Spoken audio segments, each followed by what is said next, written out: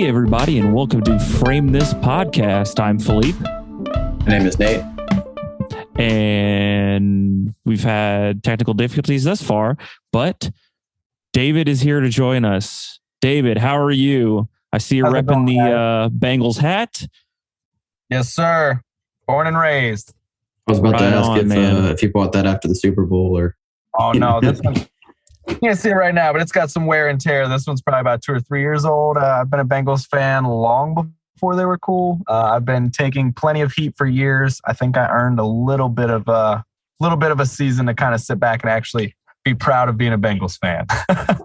All the respect Who's up next? to you. The Washington team, are they going next year? Oh, no, we're coming back. We're coming back. We're coming back for more. Keep your defense, keep your run game. Yep, we're going to draft an O-line, and then we're going to be a problem, period. Hey, there you go. That's it. We just got to protect Joe. That's it. What is an O-line for those ignorant folks out there? God damn it, Nate. You're not supposed to talk about sports. That's why I'm asking, to get informed. It's the offensive line. So basically the guys that protect the quarterback. So gotcha. That was kind of our biggest problem. We've got a really good defense. We've got a really good offense. We just don't have the big guys protect our quarterback right now. So as long as we draft a couple of them, we're going to be in some good shape. Sweet. Well, David, aside from sports, would you mind explaining to the audience a little bit about what you do and how it's an art form? So my name is David Smith, which is extremely generic and plain. So most people just call me Smitty. You can find me on all my social media handles as Smitty on Skates. And essentially what I do, for lack of better terms, is basically breakdancing on roller skates. It kind of encompasses a lot more than just that. Encompasses all of hip hop, pop locking, pretty much anything that you can do on feet that you can bring to skates would fall into our category. It's kind of an all styles skate art form. So I tell people that it kind of mutated from the roller dance, roller disco in the 70s and 80s. And once breakdancing kind of came in and came to the scene, we have evolved into what you see today. And if you were to walk into one of our rinks at one of our skate events, it kind of looks like you got served on roller skates. You have kids that are doing big, crazy, high stunts that you kind of never expected people to do on roller skates. And it gets pretty intense. So now that roller skating has decided to step back on the trend again, it's our time to take it to the masses. So we're pretty excited. We're pretty excited to have our time to shine again. I just want to focus on the thing you said, falling, because that's mostly what I'd be doing on roller skates. It's artistic falling. I tell people my joke controlled falling. Yes, very much so. So my joke is when people are like, I'm almost 35, but there's some stuff on my body that hurts probably a little bit more than it should have. And when people are like, oh, you're young, blah, blah, blah, I say, yeah, but I've been throwing my body at the ground for fun for like 20 years. So you've trained it. It's trained. Yeah. Yes. And there's a lot of, it's really funny. I do a lot of stuff that just people ask constantly, how many bones I've broken, how many times I've been injured, all those types of questions. I'm not a big guy, so people ask questions all the time, like, you had to have broken things. The only bone I've ever broken my entire life out of all the stupid stuff I've done is my pinky. And it was on a trampoline. It had nothing to do with skating. So, I may have lost a couple of brain cells, and I'm sure a chiropractor would see me as a new Mercedes. But other than that, like, we're pretty straight. Right on. Or roll chiropractor on. goes job security. Yes, sir. I wouldn't know where to begin. This is going to sound like a really random question, but I'll circle back around. How heavy is a pair of roller skates? So it can vary, but you're usually looking probably the 4 to 6 pound range. So it's a couple pounds per feet. It's So you're doing like gymnastics and stuff with like ankle weights. Pretty much, yeah. We actually used to just kind of train with ankle weights on to kind of get used to having that extra weight down there. So it's crazy. Some of your lower end skates that are made more out of plastic and stuff can be on that lighter side, but once you get to a slightly bigger size or just normal adult size, and you start putting that type of pressure on things, you kind of need some of that metal to reinforce some of that. How many pairs of skates do you go through in a year? I usually probably only go through about 1, maybe 2 a year, depending on what it is that I'm skating on. The current skates that I'm on right now are actually probably about 11 years old. They were the last skate setup that I got from Rydell when I was sponsored. And so Rydell makes phenomenal skates. It's a U.S. brand made here in the U.S. They've been around for a long time. They're pricey, but it's worth it. So kind of depends. There's a couple of different brands. I also skated for Vanilla for a number of years. They're slightly on the more affordable, economical side. Those I would go through probably about a pair a year, but those only cost about $200 for a new set, as opposed to the ones that I'm skating on right now are roughly about $1,100 to $1,200 a set. So, wow, yeah, that's crazy. Yeah.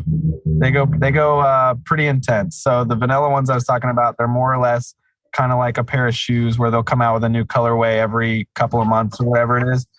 And then the Rydells that I'm skating on right now actually are a full custom. So you send into the company exactly what it is that you want, the colors and all that stuff. And they put it all together through their Rydell Color Lab system. It's crazy. So, how did you, like, I know like in middle school, everybody wanted to like skateboard. Yeah. And rollerblade. And less so rollerblade, more so for me anyway, it was all about the skate park. How did you pivot into roller skating of all things as opposed to like skateboarding like a normal kid? I tried skateboarding. I did. I was okay at it. I was a little bit better at the rollerblading, but it's because I was skating actually before that little trend even came through. So I originally grew up in a little town here in Ohio, a little rural town called Washington Courthouse. In that town, there was nothing to do at all whatsoever. The two places that were hopping in town were the roller rink and the bowling alley. And I'm great at both of those. Hell yeah. I'm shit at bowling. Yeah, I am an easy horse to bet on if you're doing the adverse odds, like. So I started skating when I went to Courthouse. It kind of became the thing that me and my little brother did every weekend. Lo and behold, we had no idea that my mom was a skater in the 80s, and she was actually a nationally ranked speed skater. And they had a speed team at our local skating rink. So it's basically, for those of you that watch the Olympics, it's the almost identical form of what they do on the ice skates, just on rollerblades, indoor and roller rinks all across the country. A lot of your actual top Olympic speed skaters started out on wheels, the ones that come from the US, actually. So interesting. I started doing that. It was awesome. My little brother and I actually got really good. We made it to nationals a couple of times. Wow. But it just wasn't like super my thing. I always went to the sessions and whatnot, and I enjoyed the dance and kind of the music. And it used to just be kind of shuffling and skating to the music on the outside of the floor. And when jam skating really started kind of evolving a little bit and bringing in some of this more high intensity stuff, it really caught my eye. And I stayed on the speed team because it gave me the opportunity with my family to travel around the country to different rinks and different environments. We were there to speed skate, but we always went to the session the night before so that we could warm up, get used to the floor and whatnot. So I kind of endured the pain of speed skating so that I could go check out other rinks and see how other rinks were skating and what was going on there the session the night before. And then in high school, I moved from Washington Courthouse back down to closer to Cincinnati. And in Cincinnati, we kind of had a little mega hub of an area where all these different skaters would come together. So we had a lot of prominent skaters from like the Indianapolis area. We had a lot of prominent skaters from down in the Louisville area. And we had one of our OG skate teams was actually up in the Dayton area. And my rink down in Loveland, Ohio, called Castle Skateland. Shout out to them. Big supporters for me for pretty much my entire skate career. All those skaters would come together at our rink for our all nights, and they would all kind of skate against each other and with each other. So as a little kid, I got to go to those all nights and see all of this stuff. So when I finally moved down to Cincinnati is when I made the transition from speed skater to hardcore jam skater. And it was about 3 years later. It was actually the same year I graduated high school is when I won my first national championship. And it's kind of all history from there. To us unknowledgeable about it, can you describe jam skating? So the way we compete, there's two forms of competing. One resembles a lot like your artistic figure skating, except way cooler. So of course, we get the floor all to ourselves. You get roughly 3 minutes. You get to pick your own music. We have a lot less rules, and we do a lot of really cool stuff. So that's kind of your time to go out and express yourself, show all your moves, whatnot. We have judges that are kind of people that have been in the game for a while, scoring you on originality, style. One thing that's kind of cool about what we do compared to like figure skating, where figure skating, it's like, okay, who can do the cleanest spin or the cleanest jump spin, or they're all doing the same thing, but who can do it better? One thing that's interesting about us is we're constantly trying to bring new stuff to the game. We're always trying to do something that nobody's ever seen before, or just kind of constantly push the limits. So we get a lot of points in originality and that type of stuff. So you'll see when somebody competes elements of figure skating and dance skating, but then you also see elements of possible like choreography, breakdancing, pop locking, a lot of just different stuff that doesn't fit in other categories. We kind of made our own category. So it's kind of this freestyle roller dance that is kind of open to interpretation. The other side of it is an actual, almost like a dance battle, but it's on skates. It's the exact same way. You've got rounds. People have different, time limits. At the competitions that I throw, we do different themed battles. So we do like a hot floor battle, which is one where like you can't touch the floor. If you touch the floor, you're out. We do musicality, where it's all about how you use the music and the choreography and the things that you do. So your main two types of competition are battling and performing, and pretty much anything you can do on roller skates goes, more or less. Is that because it's not popular enough to like, it's not oversaturated yet? Slightly. It relates a lot. Like if I had to give anybody a more real world culture that they might be a little bit more familiar with, it would be kind of the breakdance culture and the skateboard culture. It's kind of a mix of the two. It's kind of where it's yes, there are people like there's a lot of moves that are already in the library, I guess, that you are trying to go out there and do those things better than the other person. But we're kind of always trying to expand the dictionary, I guess. We're always trying to find, like everybody usually when you get to the top tiers of things, people have like a signature move or a signature combo or kind of something that's, when you see it, it's them. Everybody kind of has their own little signature and their own little style to put on things. So a lot of it is about originality and standing out a little bit from everybody else, which makes us unique. It makes it hard to score, to judge, to regulate. but it's kind of our bread and butter. We wouldn't be where we are at now without people constantly trying to bring things to the table, push the limits, figure out new ways to do things. So it's been a really crazy evolution. Jam skating really started, I would say, in your really late 1990s. Thank you for going there. And I was just about to ask. Yeah, it really didn't start until about then. And when it really started, like, people weren't doing the crazy stuff that we're doing nowadays. A lot of it was all up on your skates, just skating to the beat, skating together, like really simple stuff. If you look at the really early stuff, when you type in jam skating on YouTube compared to what they're doing now, it's a dramatic difference. And that's kind of what's cool. It reminds me a lot of the breakdance culture because the thing that I love about breakdancing, every year you see somebody do something that you just did not think that humans were capable of. And next year, somebody's going to do something crazier. Yeah. So that's kind of our goal, is to get those gasps and make everybody kind of be like, what was that at the competitions?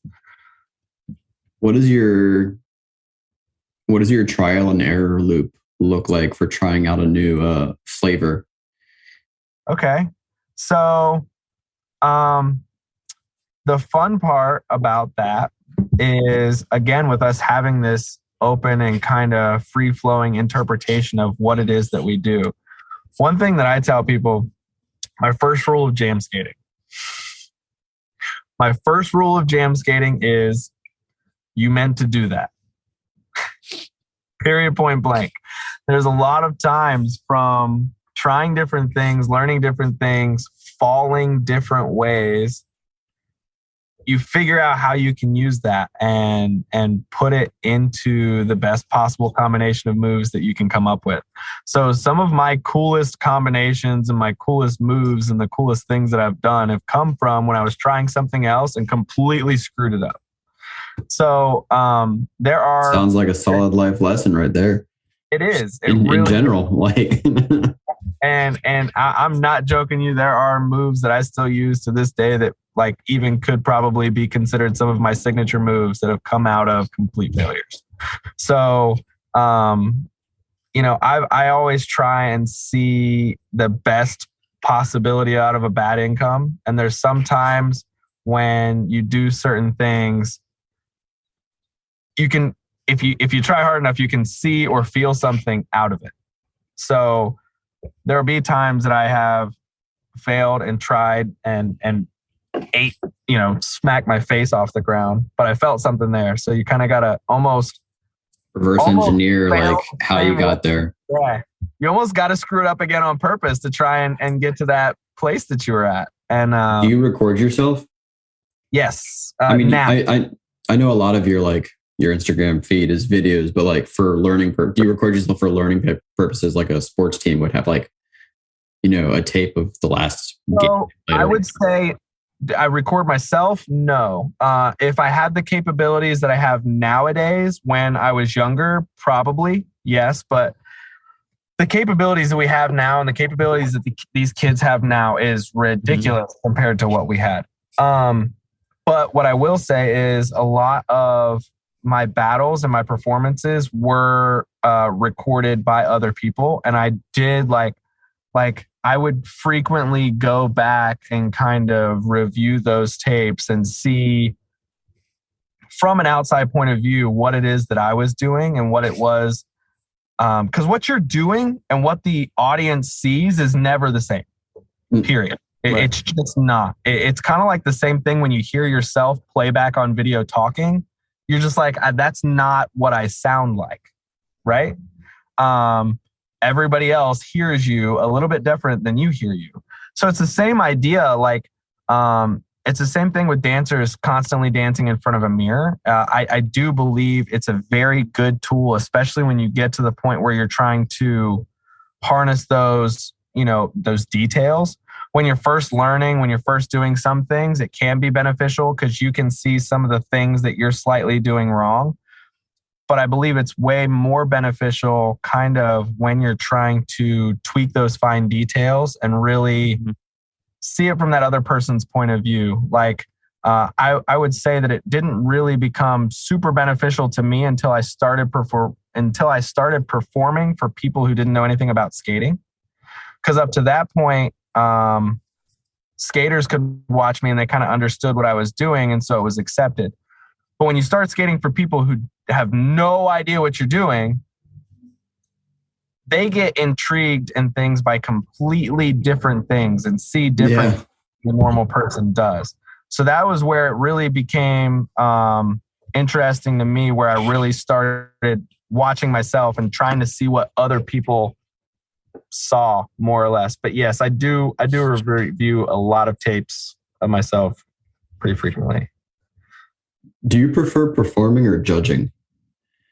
I prefer performing. So okay. I'm constantly somewhat in the judging hosting role because I've kind of worked my way into the organizer of the community. And it just kind of wouldn't be fair if I went and I guess won my own competition, you know? So I got to, I'm kind of sitting back on the more executive side, I guess. But it's fun. I'm still known to slap my skates on and serve some rounds. I'm actually doing something at my competition in April. So we're having this Cypher Championship, and they're going to have all these different little things that they have to try and qualify for. And one of the things, because a lot of people have been talking some smack since this pandemic happened, I've been posting some videos. So on Friday night, I'm kind of calling the community out. We're going to have a rounds for Smitty Cypher. And so I'm going to let these kids lace up and try and serve me, and we're going to see what happens. Wow. I didn't think that part of hip hop culture would have gone over to skate culture, but okay. Oh yeah. It gets calling serious. People out. Oh yeah. It gets serious. It gets serious, especially with the way the kids are connected online nowadays. That's the best part. People will be talking smack for months, and then once we all get in the same rink, it's on. It's on. Wow. There was an episode of Friends where they wore roller skates for the whole episode, right? Yeah, there was actually It's Always Sunny in Philadelphia just had a roller skating episode not too long ago. Oh shit. No joke. I'm pretty convinced that episode of It's Always Sunny is what made one of my videos kind of go mini viral. It's my high score so far. I got 1.5 million views. It was on TikTok. Congrats. There was no joke. I would say there's close to 5,000 comments, and I would almost put money on it that about 4,000 of those comments are about how in that video clip I look like Charlie Day, and they think it's that. They think I'm Charlie Day's stunt double for that episode. So, yeah. Well, use it. Tag him next time and see what happens. Yeah. People have been it was hilarious. If you go back and read through those comments, man, people were like writing the episode before the episode ever happened. They're like, "Oh, you got to do this. You got to call Charlie. You should be his stunt double." There's people arguing. I'm pretty convinced that is Charlie Day. I'm like, no, sorry guys, just me. Oh. I have a friend that looks like Charlie Day, and it's pretty funny. When I go back and I watch that clip, there's this one little moment where I do just the kind of this big face, I guess, and yeah, I can see it. Fairly work. So besides performing, you organize, you market, go viral, apparently. So yeah, besides just the art of it, have you made this a business? And oh yeah, several different ways. That's the fun part about where we're at now, is that was kind of, I guess, one of my goals when I was super young, kind of getting into the business side, was I was never really recognized as, I guess, one of the front skater guys, the guys that they put on the posters, the guys that they use for all the advertising and whatnot. I could serve those guys, but just was never the front man, I guess. So I found my spot in the community a little bit more on the back end. And I learned a lot from kind of the people who came before me, organizing competitions and judging, and kind of what it was that they went through to get to where they were. And so when there was a little bit of a void in the community, I stepped up and started kind of hosting my own small skate parties here in Ohio. And honestly, I used to travel the country doing all these little skate battles, and my skate sponsors, they would give me skates, but they would never pay for my travel, my hotel, like that type of stuff. Like it wasn't a revenue market. So I had to find a way to fund myself. Went to school for graphic design. Now everybody can do it off their phone app. But I used my graphic design skills and started a little t-shirt line. And I would actually screen print every single t-shirt myself, all by hand, all designed myself. So before these competitions, back when I wasn't the one organizing them, I would, pump out 200 t-shirts or so. I would offer to do the event t-shirts and whatever it was that I could do. And that was how I would fund my way back and forth to these skating competitions. And it started gaining in popularity. And before I knew it, I had a couple of kids that wanted to skate for me. And I don't even know what you're talking about. Like, I barely skate for me.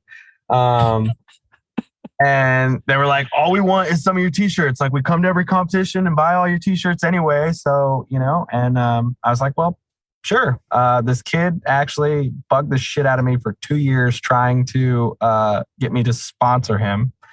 And this competition that I had won 3 years in a row, he was 15 and he actually came and he beat me. Wow. And at that point I was like, all right. I mean, if you're gonna take me off my throne, then I guess you might as well throw my stuff on skate for me. And that was kind of the birth of the Counterfeit Crew. Counterfeit Crew. We at one point had about 26 skaters. We were sponsored by Vanilla. All my kids had free skates. We were traveling, selling the crap out of t-shirts, thinking we were little rock stars. Rinks would hire us to come in and teach workshops and do little performances and kind of work with their kids. And then now it's essentially worked into the point where if you know what jam skating is and you want to throw a competition, chances are you're going to come across my number. And if you don't, somebody's going to put you across my number. So now I've gotten to this point, especially now that the pandemic hit. It's been crazy. I've been teaching Zoom lessons from home. I've been teaching private lessons here locally. Usually run about $50 an hour, if anybody's interested.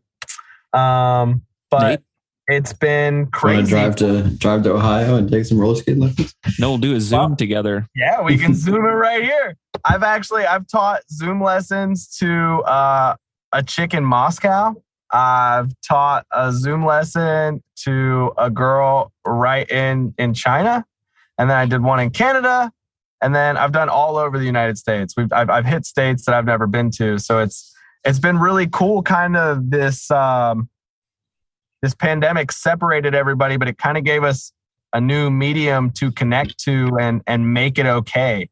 So it was kind of a weird catalyst. We had a lot of the right building blocks already in place. And when this happened, it was just kind of a turn the switch,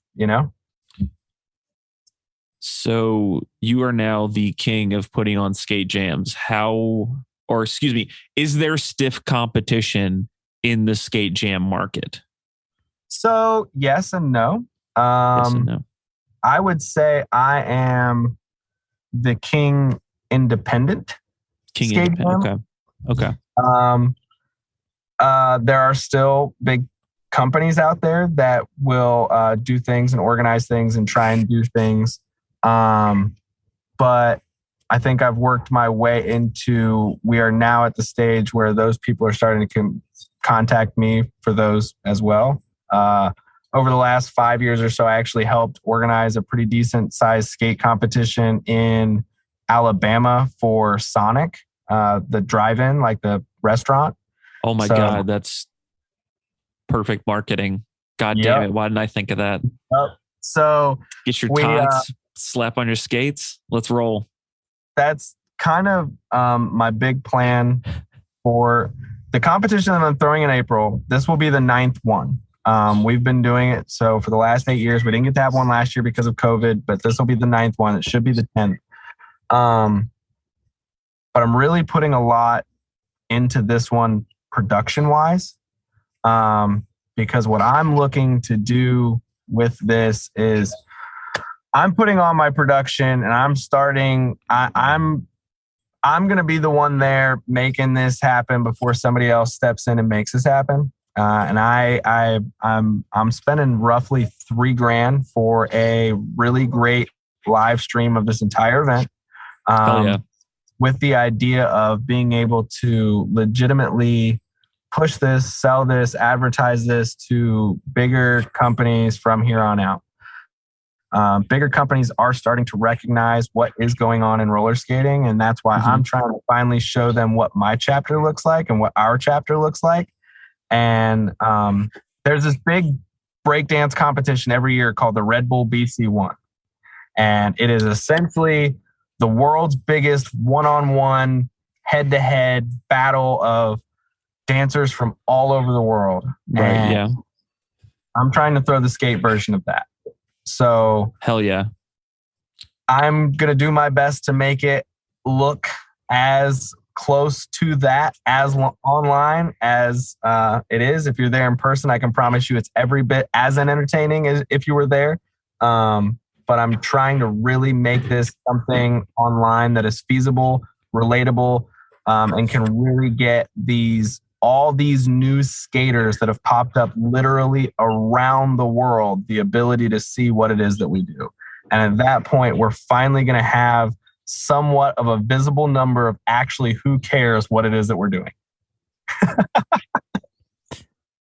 So I'm excited. There have been skaters that have popped up all over the world since this pandemic happened. It's gotten really popular in Australia. There's a lot of skaters in China and South Korea area. There's a lot over in the Paris and London area. Canada's got a huge skate market. So I'm really looking forward to seeing, with the networking that I've done over the last 2 years, what type of actual visibility and just, I guess, outreach we can gain with this thing. Yeah. So I'm excited about it. That sounds really exciting. That sounds freaking cool. I just want to go and watch. Yeah, where is that, at your local rink? So no, we are actually going to be at a rink called Skate Tona. It is in Deltona, Florida. It is there's Orlando and there's Daytona, and it's about right in the middle. Right. Deltona. Deltona. Nice. Yep. It's going to be a lot of fun. It's the last weekend in April 29th and 30th. And then we're actually doing something on May 1st as well, which is that Sunday. Essentially, for anybody who's looking to come, there's going to be a lot of official details actually posted this week through my Instagram. And you will be able to find it on Facebook. It's actually going to be called the Heartbreak Skate Affair. And essentially, Friday night is going to be a big qualifier, just skate party, skate jam. So you're just going to see people going crazy all night long. Saturday is actually the day for competition. So Saturday in the morning, you'll be able to come and see the beginners and the pros actually perform, use the whole floor, and do what it is that they do. Saturday night at the session, and then right after the sessions, where we're going to have our final and our big battles, like our official actual breakdown battles. And then what's really fun that's going to be new this year is on Sunday. The reason I moved it to Florida is we're going to have a big day beach party skate. So we're going to have a big outdoor skate party down towards the beach and the boardwalk, and kind of get everybody out in the sun having some fun. So it'll be a good time. So you mentioned that you've seen young skaters pop up all over the world. What is something that you can, how can someone get into this? Like what's like a first step to get involved in skating? Like, so where does someone even start? The beautiful part now is that the easy answer I can give you is social media, because there have been so many people that have literally come into this culture over the last 2 years. There's a lot of influencers and a lot of people that are getting on and just finally sharing the information. Like that I would say that's the hardest thing. That was when I was coming up, we didn't have that availability of the information that's out there. Now you can go on YouTube, and just like anything else, there is a tutorial. Okay. There is a tutorial for everything. So, you can really kind of look into just what people are doing online by typing in some of your easy hashtags. Just typing in, fun fact, on TikTok, the last time I checked, there were, I want to say it was almost 2 or 3 billion hits on the hashtag roller skate. So it's gaining a popularity. A lot of people it's finally starting to come across their news stream. You're starting to finally see it more in commercials, music videos, advertisements, movies, TV shows. Roller skating is finally starting to become a thing again. So if you're at all interested in getting into roller skating, the biggest advice I could give you is find your local roller rink, see what your local skate culture is and what it involves. If there's something there that you would like to be involved in, jump in, see what it's about, see who's there. And I promise you, like, you will probably find a new family at your local rink. If there's something that you want to do that your local rink is not involved, I can guarantee you that on social media right now, you can find a local community to you, like close to you, that is involved in what you're doing. There have been little skate clubs and stuff that have started in cities all over the country. So there's a lot of people that never even step foot into a rink. They just find little parks and meet up or whatever. What's the second best thing to an actual maple floor rink? Super smooth concrete or tile. It hurts a lot more, but it's really great for you to roll on. Really what you're looking for is just a dense surface that's not too slick and has a little bit of grip to it. And maybe like a tennis court or like an outdoor basketball court. Tennis court, outdoor basketball court, just any. You just don't really want the rougher the ground, the softer the wheels you need. They do make outdoor wheels, which will help you in an outdoor setting. So make sure you kind of have the right equipment. They have outdoor wheels and they have indoor wheels for completely different environments. But more or less, the harder and smoother the surface is, the better you're going to roll. What's your phone battery looking like? How long you got? I just hit the marker for 20%. Sweet. So we're doing all right. We're doing okay. So it sounds like rollerblading and roller skating transcends cultural boundaries, language barriers. Are we going to get a step up series about roller skating? I wanted one so bad. Step up, take it to the rink. I'm just saying, I pitched it. No, if step up was a big thing nowadays, I guarantee you it would happen. But hey, put your face Charlie on the Day movie involved. poster. We should at least get a Netflix series. I'm just saying. Yes. Let's see some skating. But yeah. So on what you were saying there with the cultural boundaries and things, I do have some notes on that. So one of my favorite things is I'm a little old white boy that grew up in the country, and being involved. Well, at least the two of us can say that here, just not me. So being involved in the skate culture has introduced me and gotten me more comfortable with, I would say, more of an open and just cultural lifestyle and boundaries than anything else in my life. There's a lot of roller skating history is very African American based. Yes, it's very big. They have a whole rich history to it. So our side is qualified as jam skating. Their side, I would qualify more as rhythm skating, or JB skating is what they refer to their style as. They have a bunch of different styles that fall under that wheelhouse.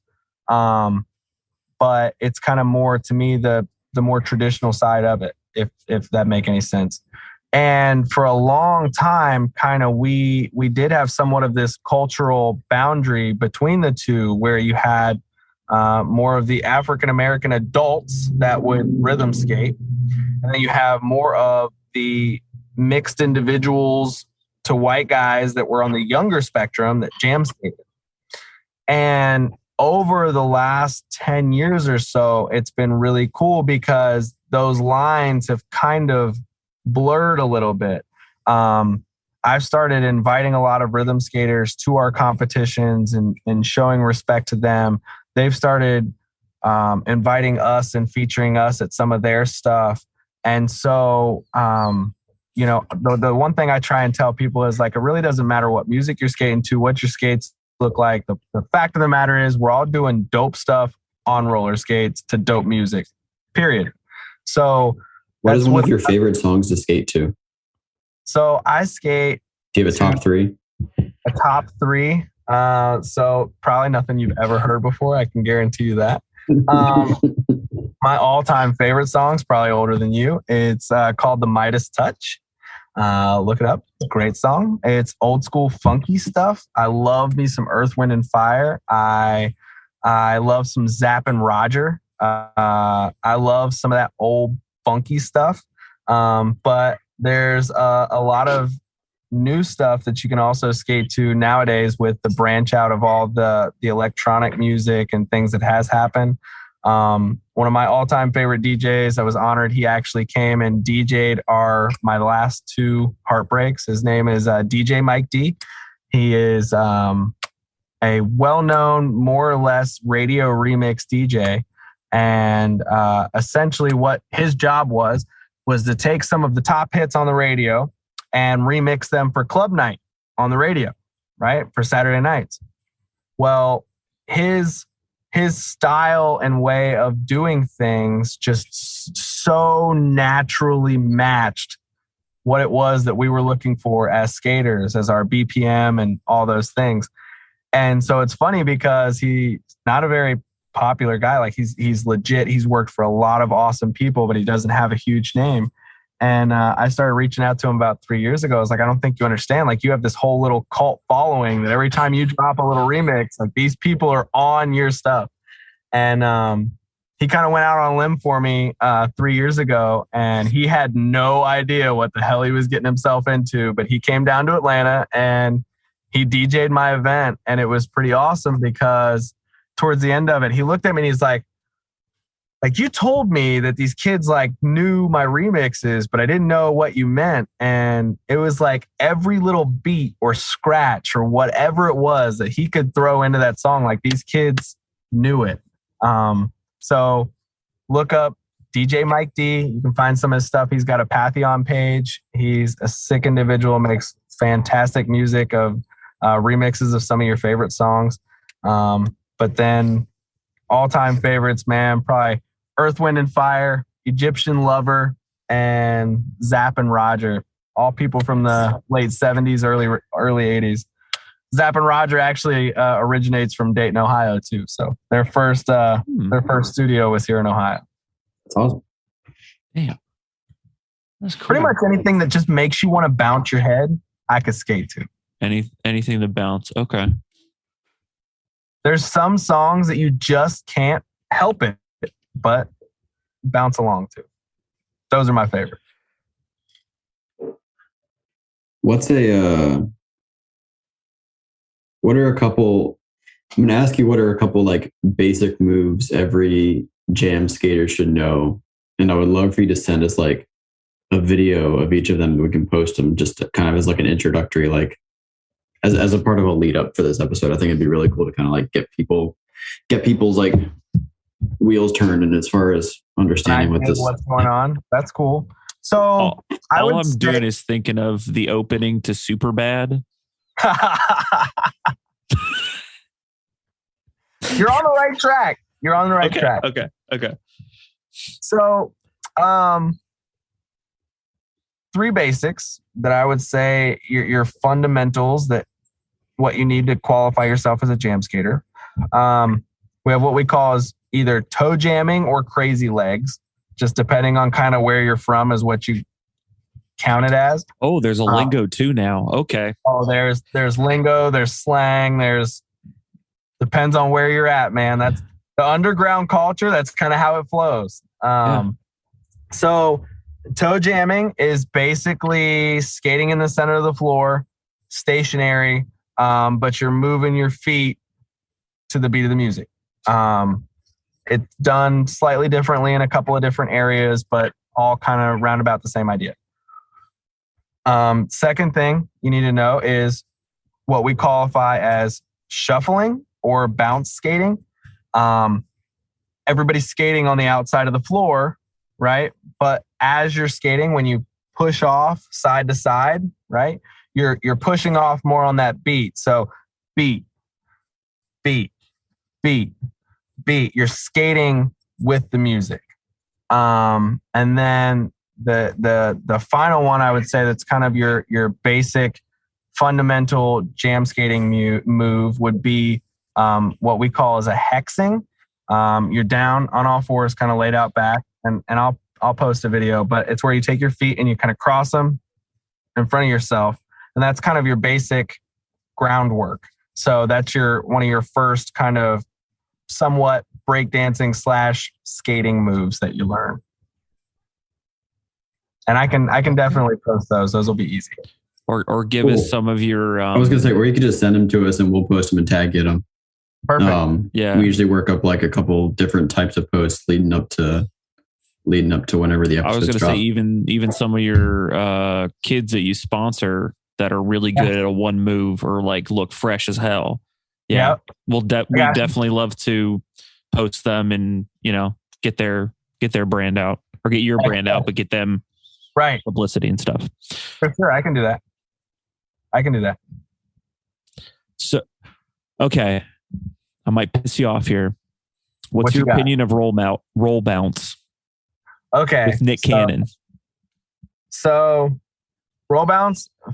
Fun fact: I actually know a bunch of the people that were stunt doubles in that movie. Okay. So, yeah.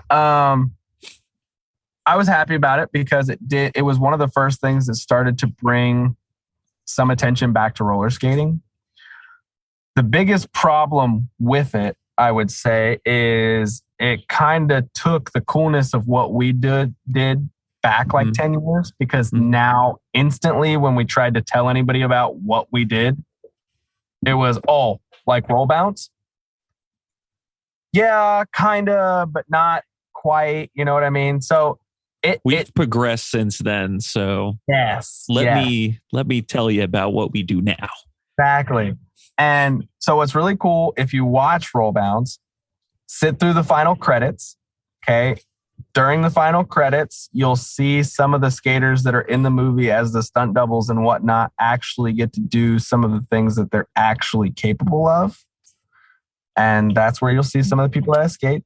With shout out JD Ballou, Tony Zane, Jordan McQuiston. Those guys all helped out, choreographed, did some things, helped out with that movie. And honestly, that got a lot of them on their launch of their career and what it was that they wanted to do. So that's led all the way up to just a semi-brief history of where we've gone from there. We had skaters in Roll Bounce. Fast forward a couple of years later, and we had skaters in ATL with TI. That is very closely based on the actual nowadays ATL skate culture. So if you want to know a little bit about rhythm skating and what the actual skate culture looks like somewhat currently, even though ATL is probably close to 20 years old now, it's still pretty close to what we got going on. And then making me feel old, dude. Jeez. And then when America's Best Dance Crew actually started on MTV, the first year of America's Best Dance Crew, a crew called Break Skate was on there, and they actually made the top 4. So we had an actual jam skating based dance group that was on MTV, America's Best Dance Crew. I did not know that. 4. They were on the same season as the Jabberwockies. So Go back and look that up and you'll be pretty amazed. I was not on the show with them, but after they got off the show and went on tour, I got called in as a backup, and I actually traveled and performed with those guys for probably close to 3 years. Damn.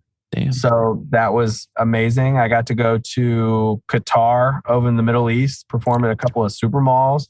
I got to go to Paris. I did a TV show called Beat the Best in Paris. It was kind of like our version of America's Got Talent, but a little different. And then I've done a couple of NBA halftime shows. I've skated at many college halftime shows all around the country. Like, it really just kind of, the beginning of Roll Bounce is what made us realize, like, hey, we could do more with this than just be in the rink. So there's some bads to it, but on the back end, I think there was a lot more good to it and exposure to our community and what it was that we were actually capable of after that. So people in the Middle East like roller skating. Yes. That's wild. That's wild. I was in Doha, Qatar for a little over a week. It was probably one of the most interesting experiences of my entire life. And it was amazing. We actually got to go, their malls over there were intense. Like, I'm talking like Gucci, Fendi, everything you could think of in this mall. It's huge. And all week we spent traveling between these different malls and doing performances for the day. And it was definitely a culture shock, but it was awesome. It was awesome. What is the craziest thing you've worn for a skate competition? Craziest thing I've worn? I'm thinking like Halloween themed skate competitions. Like a bear costume? So we don't really do too much of the costumes. More or less, when you get into the hip hop and breakdancing side of it, it's kind of like the breakdancers. You want to look fly as hell.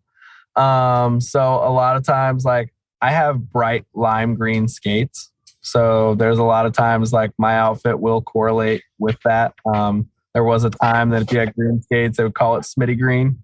That was just kind of my green. Yeah, you saw. You better trademark that. That's Smurf blue and Smitty green.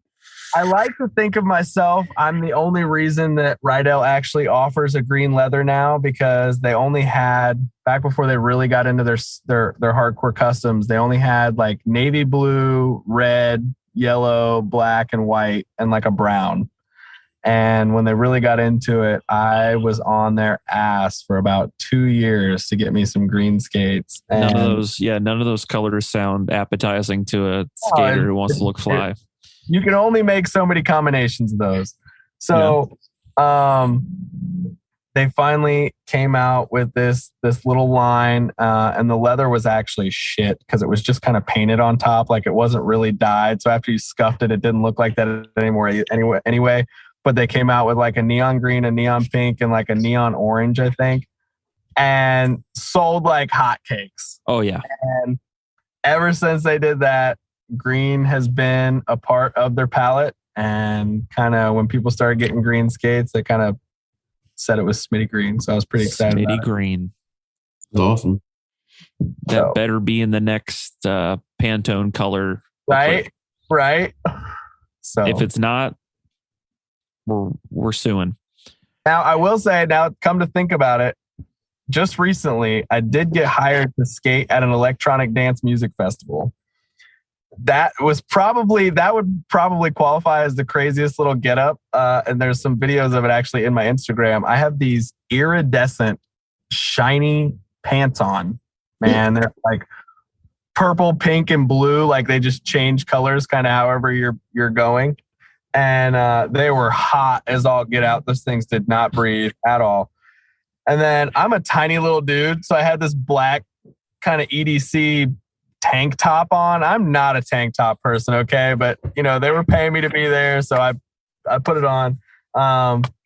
But you could see my farmer's tan. It was great. It was great. But the shiny pants, everybody commented on the shiny pants. So there's been some. Cool. Have you mounted them in a picture frame and stuff them? Yes. I still got them at home. I kept them. Shiny pants. I'll put them on eBay someday. We'll see what happens. Hell yeah. We'll be looking out for them. Yep. Well, cool. David, we want to be respectful of your time, and it's been a lot of fun learning a little bit more about the jam skating world. I was just curious when I asked you to come on here, but I learned so much more than I bargained My mind's for. Blown. It's a whole underground community, man. That's kind of the one cool thing is, so one of my fun little life quotes I've kind of gone by in the roller skating business for a long time. So even if you're not religious, most people know the story of Noah and the ark. And fact of the matter is, Thanks, Russell Crowe. Yeah, Noah was building this. Noah was building this ark for 200 years, and it had never rained a day on anybody's life. And so for this 200 years, you got to imagine everybody in town's calling this guy crazy, telling him he's stupid, telling him, why are you building this giant boat in your backyard? And then one day it started to rain, and all of a sudden Noah wasn't so crazy anymore. So I have been here fighting for the coolness and the exposure of jam skating and what it is that these people have kind of put their blood, sweat, and tears and life into that nobody has known even existed for a really long time. And it's finally started to rain. So we're really excited to see where it goes. Yeah, well, thanks for sharing your knowledge with us, and we'll do our small part to kind of get it out there. I want to go buy a pair of skates now. Yeah, dude, same. Hit me up. I'll send you the right place. Fun fact, I actually have my first skates are going to be dropping here hopefully by summertime. Heck yeah. I've been developing. You going to sell them at your April Jam? I'm going to have a couple of sets that will be available at my skate jam in April. Those are going to be some of the first sets that are going to be available in the country. So that's a little tidbit nobody even knows about yet. So there you got you a little golden nugget. So is that this will drop in like 2 weeks? Is that? Oh, you're fine. You're fine. Okay. Right now, I'm a firm believer in positive rumors. So I put tidbits out there, and everybody's, I don't know I don't have all the information, but I know something's going on. So yeah, it's going to be really exciting. Skating is starting to come back. You're going to see it even more. I made a prediction 4 or 5 years ago that one of these days I'm going to have a pair of skates on the runway. So stay tuned. Awesome. Hell yeah. Well, David, I think you mentioned it earlier, but can you remind people where to find you on social media for all of your semi-viral, pseudo Charlie Day looking videos? Search me up. If you search # Charlie skating, you'll probably find something. But more or less across most social platforms, it is at Smitty on Skates. On Facebook, you can find me. My name is David Smith. Good luck. But the only way you can find me is search David Smitty Smith, and you have a pretty good shot. And then on Twitter, it's just Smitty. So you guys can find all that stuff. That shouldn't be hard. If you stay tuned to all my social media stuff, literally, hopefully late tonight or tomorrow, my official info is going to be dropping about our competition. April 28th, 29th, and May 1st in Deltona, Florida. It's called Heartbreak Skating Competition. You'll be able to find it on Facebook and all that stuff. We would love to have as many people come out as possible. It's pretty amazing. Even if you don't skate, if you're just at all interested in seeing people do amazing stuff that you didn't know existed, come out. If you're anywhere local in the Florida area, it's worth it. I promise there will be a bunch of people in the area. I'll be there for Memorial Day. Yeah. A month later. Yeah, hey, that's bad timing. Anybody who's in the area, local to Florida or even lower Alabama, Georgia area, come out and check it out. It's going to be at Skate-Tona in Deltona, Florida, 28th, 29th, and May 1st. Details dropping soon. You can follow me for all that stuff, and it's going to be pretty great. Next year, you'll see us on Red Bull TV, hopefully. Hell yeah. You heard it here first, folks. That's the idea. Right. Everyone, stay hungry. And for all you new skaters out there, stay safe. Don't hurt yourself. Hey, be creative too. Everybody, be creative. Yes, sir. Yes, sir. That's like I said. First rule of jam skating, you meant to do that. So take the negatives and make them positives, people. Sounds good. Thanks again, David. Thanks, David. I really appreciate it.